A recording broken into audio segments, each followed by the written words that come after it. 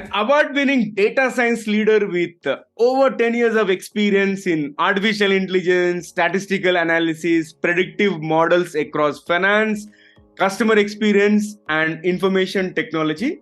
Karthik Vadhri has a demonstrated history of working with businesses across multiple industries, aiding them in data-driven decision, leveraging a heavy dose of mathematics and applied statistics with visualization and a healthy sense of exploration. And one of the recent additions to his skill set is proficiency in generative AI and the capability of leveraging it for driving business outcomes. He had facilitated and enabled business leaders with actionable insights by bringing data to life with a deep quantitative understanding of the domain or the business unit. Karthik is skilled in Python, R, Tableau, and data structures, and is a strong engineering professional with a certificate program in business analytics focused in data science and business analytics from ISB, which is Indian School of Business, and also he holds a master's degree in data analytics and visualization from International Institute of Information Technology, which is a triple IT based out of Hyderabad, and a Harvard Business School graduate with a profound understanding of how successful products are built, harnessing the power of artificial intelligence and having data at the core of the business models, accelerating digital transformation. In fact, he was featured on episode number 235 in the past, where he covered how data science can leverage Lean Six Sigma to better the business decisions. So, as we prepare to delve into our conversation today on the topic at hand, the future of generative artificial intelligence, here's an exciting twist. First, let us tickle the brains of Karthik. So, Karthik, we have introduced a rapid fire round of random words during beginning of the episode. I'm going to mention a few, and I would love to hear the first thing that comes to your mind in response without thinking much. If you are ready, let's get started. Yes, let's do it. Curiosity. Innovation or primary catalyst for innovation. Okay. And invention. Force multiplier. Future. Common sense and human intelligence. Book. Crucial conversations. Movie. Her. Universe. Mystery. Failure. Faster the better. Technology.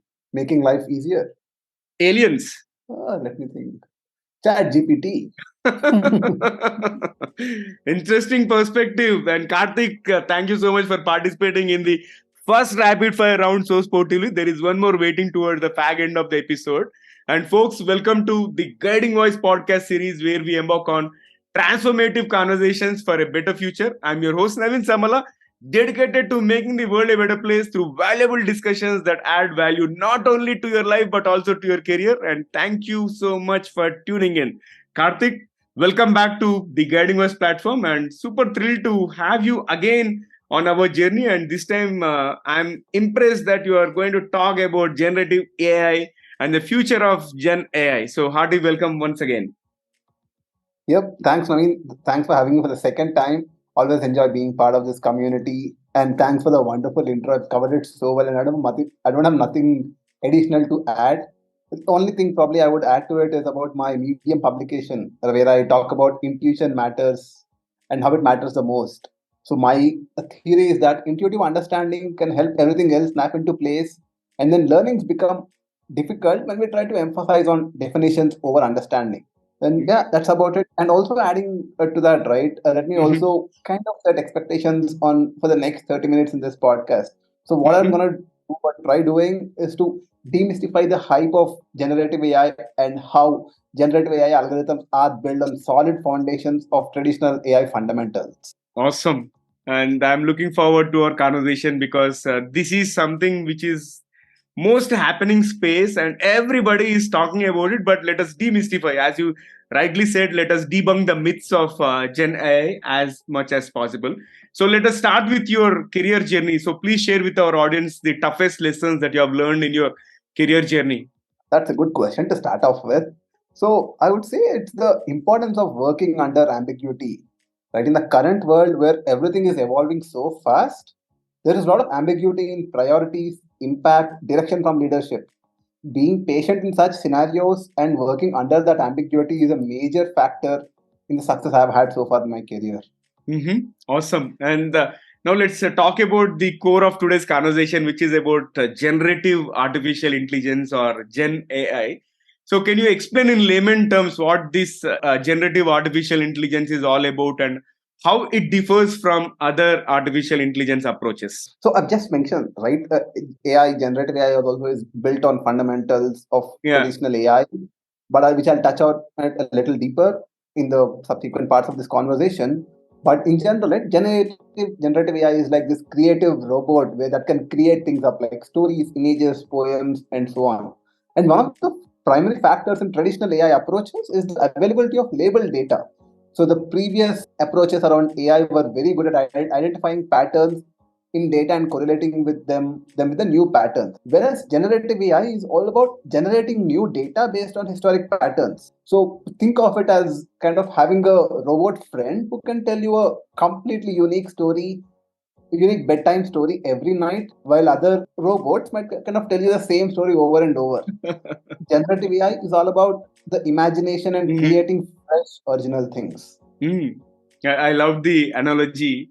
And now let's also talk about why ChatGPT is getting so much attention when there are many other Gen AI tools in the market, but they are less heard of. Yes. So you'll be surprised to know ChatGPT has reached 100 million users in just 2 months, faster than any other social media app. That's a very remarkable achievement that raises a question whether ChatGPT is a passing fad or they are a transformative new technology here to stay. Although it seems like a hype or a transformative innovation, which is very different from the previous innovations we have seen. This is based on the very well established principles and foundations of previous AI techniques or algorithms. Although ChatGPT has become a hype around mid 2023, however, there are separate tools like Copy.ai, DALI, etc., which were doing things independently. Again, these were all owned by OpenAI itself.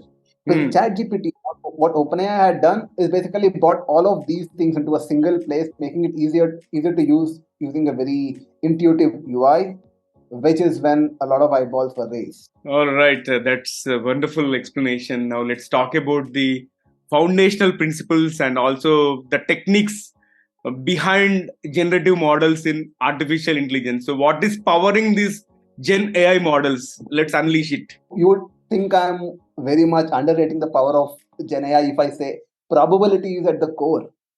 Because probability, as we all know, is all about predicting if something has happened or if something will happen again based on what has happened before.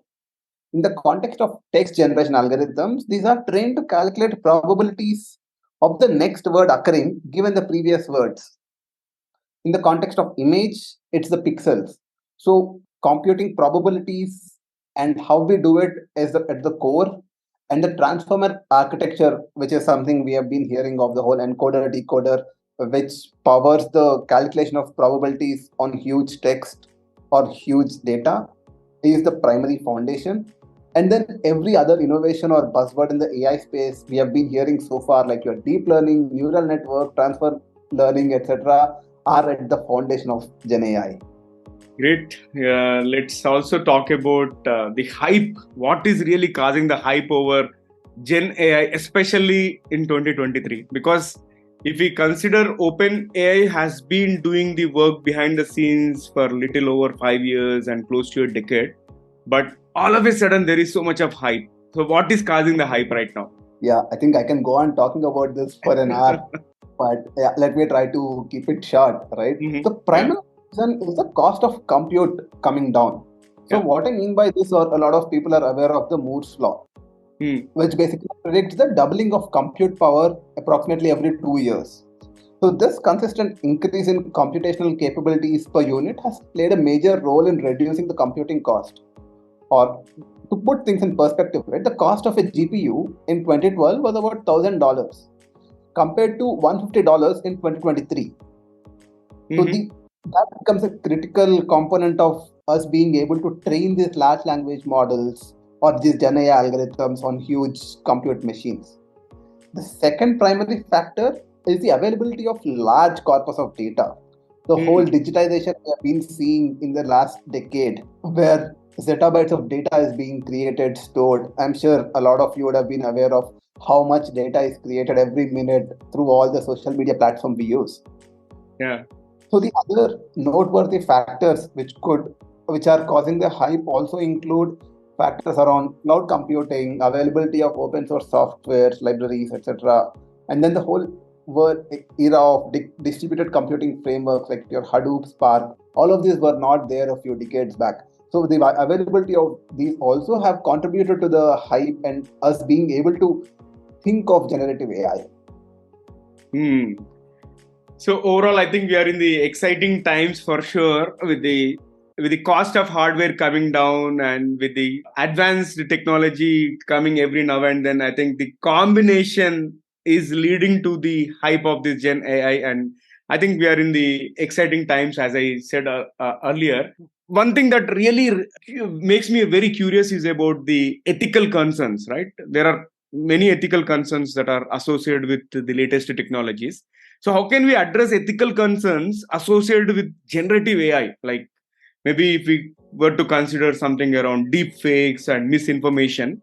So what's your take on that? See, like every tech we have seen so far has its own pros and cons, and AI, or rather generative AI, is gonna be no different.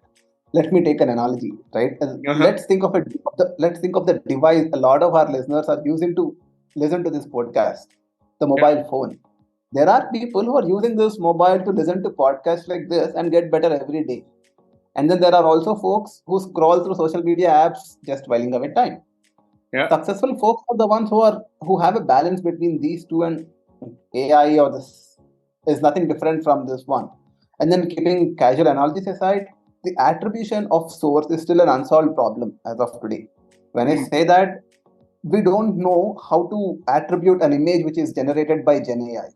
Yeah. Probably that would be a problem to solve before thinking of deepfakes and all, right? Because once you have the attribution problem solved, or you can attribute the source of an image to a text, then it becomes easier to differentiate between originals and fakes and all the other things around deep fakes, misinformation, and then the whole thing around ethical concerns and all that will start to fall in place, and then it will be easier for us to bring in laws once you solve the Mm. attribution problem. That is where a Mhm. lot of research is happening as we speak.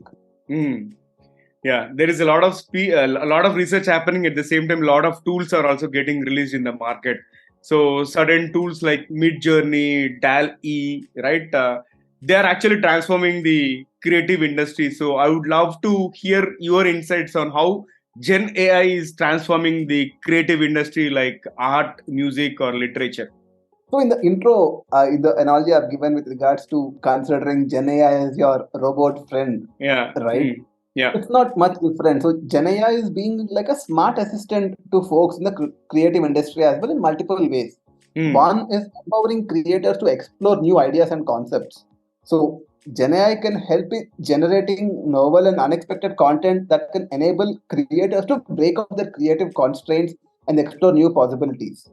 For Mhm. example, artists can use generative AI to generate new color palettes, textures, patterns, etc. And similarly, musicians can probably use it to generate new melodies, new harmonies, so and so on. The other way they could also use it is around accelerating the prototyping and experimentation. In the field of creativity, if you see, the ability to prototype and fail faster is crucial to success. So Gen AI can generate faster prototypes, accelerate the creative thought process, and then make it easier for them to fail faster and come out with the successful designs faster. Example, Mhm. fashion designers can use generative AI for generating new clothing designs, while game designers can generate it to generate new landscape characters and then validate if that is inclined with their initial thought, instead of trying to wait on a designer, trying to explain their thoughts to a designer, waiting for him or her to put things on paper, share it back. This large entire long process is shortened with the availability of generative AI. The Mhm. last but not the least is around democratizing this creative process. Right now Mhm. gen AI can be used to create creative content without the need for specialized skills, like I've just mentioned. Say if I'm a say designer, or Mhm. I can, instead of me waiting to kind of get the right color palette and everything, I can just outsource it to Gen AI and then let it create any piece of art for me. Anyone using generative AI can create their own art, music, or literature. Currently, we have also seen a lot of that happening. The dependency on designers, like for example, if you want to launch a social media post, Yeah. earlier you had to go to a graphic designer, wait for pay him huge bucks to kind of get it. Now you can directly put it on one of these Gen AI tools and you have it. Mm-hmm. Wonderful, Karthik. Let's shift gears and talk about the challenges or the limitations that this technology has. So, what are the current challenges and limitations of Gen AI, and how can researchers and practitioners overcome them? I think this might be good food for thought for those who really wanted to dive deep into the subject. Correct. So as I alluded to earlier, right, Gen AI is built on strong foundations of traditional AI, and then the problems are not going to be much different. The primary challenge will continue to be the quality of data being used by these LLMs. We have seen scenarios where a lot of outdated content is used to train these generative AI models, which obviously result in generating substandard responses, owing to the incorrect information knowledge it has been trained on. So before jumping to creating generative AI models is to update the content so that the responses of these generative AI algorithms are going to be relevant. It goes without saying, or rather, an old saying with regards to data quality still remains true: garbage in, garbage out. And other new challenges which we have started to see with generative AI also include one, the cost. The Mm. pricing for these models, for the Gen AI algorithms are at a token level, so more usage, more cost. Second thing is around the quality of outputs and evaluation frameworks. So these generative AI algorithms are known to hallucinate given that the way they are trained or their architecture is. And there is no proper framework yet to evaluate these outputs. And then Mm. the other things include the explainability, the bias, fairness, to name a few, and the list goes on. Mm-hmm. Yeah. So, especially on the bias part, I think I have gone through a couple of articles, and maybe there is a potential where this bias could lead to incorrect results and favoring a particular company or favoring a particular entity, right? So, on that note, how do the existing legal frameworks and regulations address the use of generative AIs, and what gaps need to be addressed? Well, there are a lot of legal frameworks when it comes to content which already exist as of today, like your copyright law, intellectual property law, the privacy law. However, these do not explicitly address the use of generative AI. Hmm. Considering that generative AI is fairly new and evolving, with enterprises also exploring possibilities of making money, there are a lot of gaps in the law that needs to be addressed in order to effectively regulate the use of generative AI. For example, like I've said earlier again, right, the copyright law is not clear whether it protects the AI generated works. So I think we'll see this space continuing to evolve in the coming months, and then we'll see a lot of these laws being reframed or customized for generative AI related works. Great. And we had a lot of interaction around generative AI, and the topic is really gaining a lot of momentum. It's time for us to add some spice and some more excitement to the episode. I'm going to trigger the second rapid fire round with a set of intriguing questions. If you're ready, let's get started. Oh, another one. Chalo, bring it on. Okay, so just to ease and lighten up the mood of our audience, and here comes the first bullet out of the second rapid fire round. So, Karthik, if you could have one gigantic billboard anywhere with anything on it, what would it say? AI is not a magic wand. Okay, here comes the second one. What is one thing you are really bad at that you wish you were better or good at? I think I would say documentation. I know Mm-hmm. I'm bad at it, and that's not great to boast about, but it's not just a formality as well. So documentation, a lot of people like me consider it's a formality, but Yeah, it's actually a fundamental tool for ensuring efficient operations, knowledge sharing, and long-term success in any domain you take. yeah. Indeed, documentation is essential, and you're talking to a Six Sigma guy, as you are aware, right? So we develop a lot of standard operating procedures. It is tedious, but it is really helpful for the business to really strive and thrive. So on that note, let's move forward, and here comes the third bullet out of the rapid fire. Can you describe yourself in just one word, Karthik? Probably I'll take two words for this, and I would describe myself as a problem solver. Wow. Okay. And what is your favorite thing about living in the 21st century, the current most exciting times? I'm sure a lot of folks might expect me say talking about generative AI, but I'd still stick with the fundamentals. The favorite thing for me is the democratization of technology and the digital innovations we are continuing to see. Good one. And if you could have any superpower, what would it be and why? Oh, I'm sure these are tickling the right nerves. Okay. Probably the superpower I think would be, the ability to create real business impact with AI. Mhm. On a lighter note, a lot of companies are behind driving impact but haven't seen much success because the core issues haven't been addressed. Yeah. So the Yeah. superpower is the ability to create that real business impact with AI. Yeah. Same thing happened with the meta world as well as the blockchain.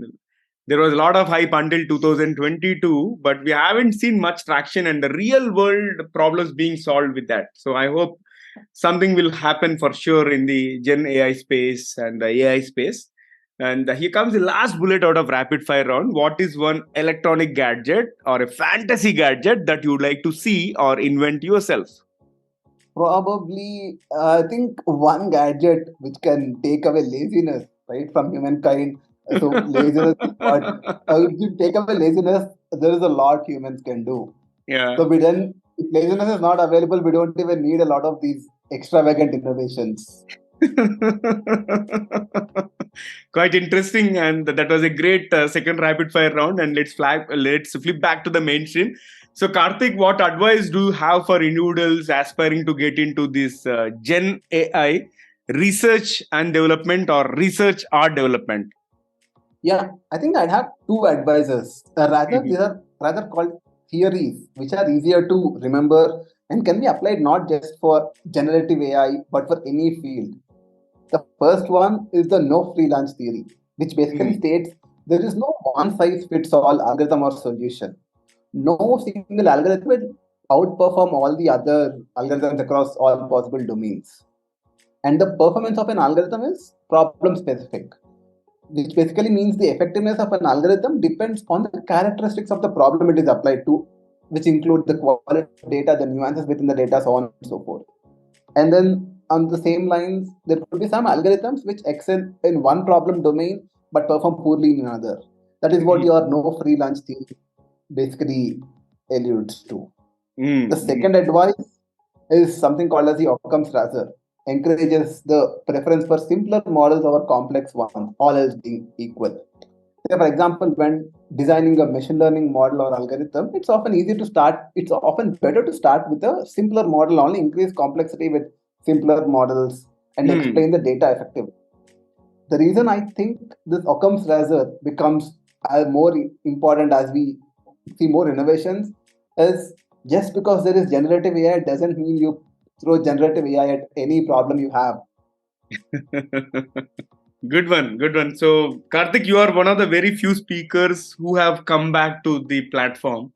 And of course, there are many conversations in the pipeline wherein our guests are trying to come back. So, share with me and our audience how is your experience being hosted on the Guiding Voice platform the second time? Oh yeah, it's always good to engage with this community of the guiding voice, right? I think I would like to share a recent experience. As a Mhm. mentor for the AI courses in the academia, I engage with a lot of learners. And then when during the intro sessions, one of the learners was happy to have me as their mentor because he being a follower of the Guiding Voice podcast knew me from my first podcast. Oh, So wow. that felt like a good moment. And probably I think that was the motivation for doing the second one. So it's been a Mhm. great experience, and I'm glad there is a platform like the Guiding Voice. You made my day actually when you come across these kind of incidents, right? It keeps us move ahead, it keeps motivated, and it will help me also find some more interesting topics, interesting guests as well. So thank you so much for sharing about that incident, and also thank you so much for joining me again on this show, and I really look forward to many more conversations in future. So it is always good to have you, these kind of tech enthusiasts on the platform. So I would love to host you again and again in future. And thank you once again for spending your valuable time and also sharing tons of knowledge around Gen AI and the future of Gen AI Gen AI with our audience. I really appreciate it, Karthik. So, folks, that was our episode with Karthik Vadhri. And before we jump into the fun trivia section, we have a quick request. If you haven't already, please subscribe to the Guiding Voice podcast from wherever you have tuned in, because subscribing keeps you updated on new episodes. And also, if you have enjoyed this conversation and found the episode beneficial, please share with at least 3 of your friends or colleagues who would also like the Guiding Voice. So please spread the knowledge and help others grow just like you. Now let's cruise into the trivia segment. And today's trivia is about the least known facts about generative AI. After such a powerful conversation around the future of Gen AI, the current limitations, challenges, addressing the legal implications, and many more, I thought I would share a few facts which are going to complement what Karthik has already covered. The first one is GAP, which stands for Generative Adversarial Privacy. It is an emerging field that uses GANs to generate privacy preserving data, enabling researchers and analysts to perform meaningful analysis without violating individuals' policy. And the second one is generative AI for drug discovery. Gen AI is being utilized in drug discovery, and AI models can generate molecular structures that have the potential to be new drugs, significantly accelerating the drug development process. And the third one is about adversarial examples. So, generative AI can inadvertently create adversarial examples that fool other AI systems. And these examples can be tiny, imperceptible changes to inputs that cause the AI to misclassify them. So, likewise, there are good and bad part of any technology, not just AI. And I would like to understand from you, are there any other facts about Gen AI which the world is not aware of? Or are there any other areas where Gen AI is doing miracles? Please share your thoughts in the form of comments if you're watching this video on YouTube, or if you have found this episode on social media platform, you can comment there. I'm going to review them in future for sure. And that's it for today's episode. And thank you so much for tuning in and also for being part of awesome community. So folks, we would love to hear from you. So do not hesitate to share your ideas, feedback, topic recommendations, guest speaker suggestions, or anything that you would like to share. You can reach out either through social media, or you can email us at deguidingvoiceforyou@gmail.com, and let's create content that resonates with you. I'm your host Naveen Samala, a lifelong learner, and my goal is to have impactful conversations that improve not only your life but also your career. Until next time, take care and stay inspired, because remember, the future holds great things and the best is yet to come. And goodbye for now. See you all in the next episode with another amazing guest.